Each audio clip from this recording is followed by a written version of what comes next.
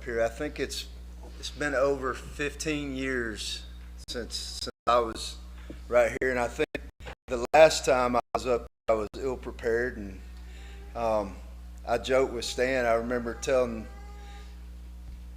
elderly members who had done way more work than I would ever considered doing that they couldn't retire from doing the Lord's work. And so I'm going to try to do a better job this time. And I'm going to keep it under 10 minutes because my wife has reminded me every day this week that I only have 10 minutes. So, I've had the opportunity over the last 15 years to talk in front of groups of thousands and talk in front of groups of my peers.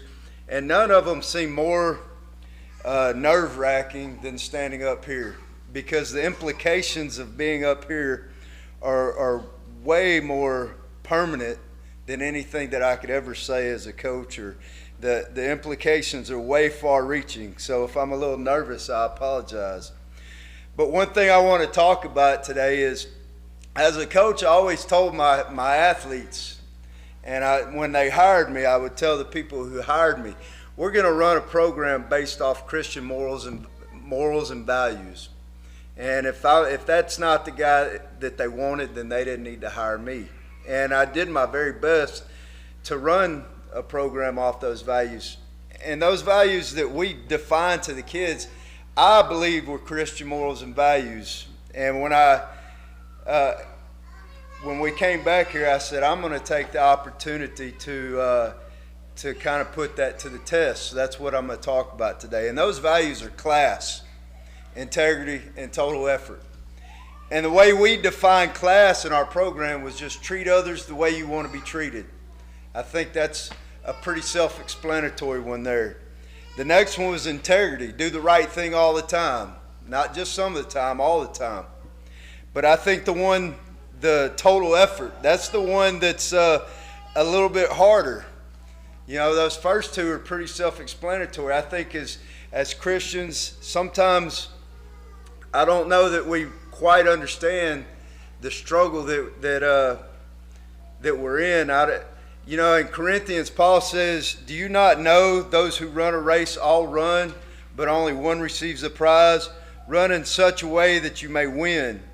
Everyone who competes in the games exercise self-control in all things they do. Then they do it to receive a perishable wreath, but we imperishable. Therefore I run in such a way as not to without aim. I box in such a way as not beating the air, but I discipline my body and make it my slave, so that after I have preached to others, I myself will not be disqualified. I think if you can see there, Paul's talking about a race. I don't know how many in here have ever competed. You know, he's not talking about a jog. He's not talking about a nice, easy workout. He's talking about a race. And when you compete, and you compete with total effort, it's a challenge. You have to discipline your mind. Your whole body's telling you to quit. And we used to tell our athletes, the average person cannot give that type of effort.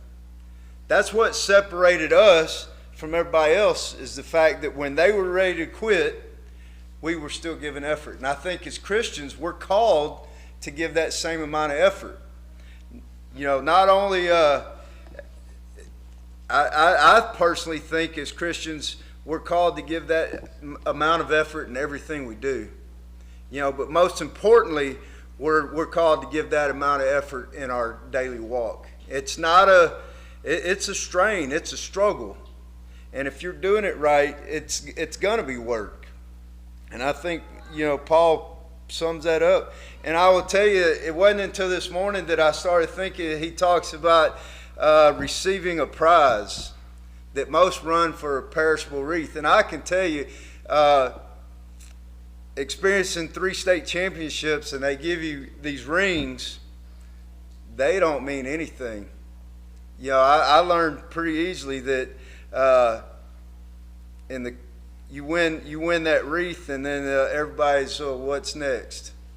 But the prize that we can win if we strain and we struggle and we run that race, is life eternal with God in heaven.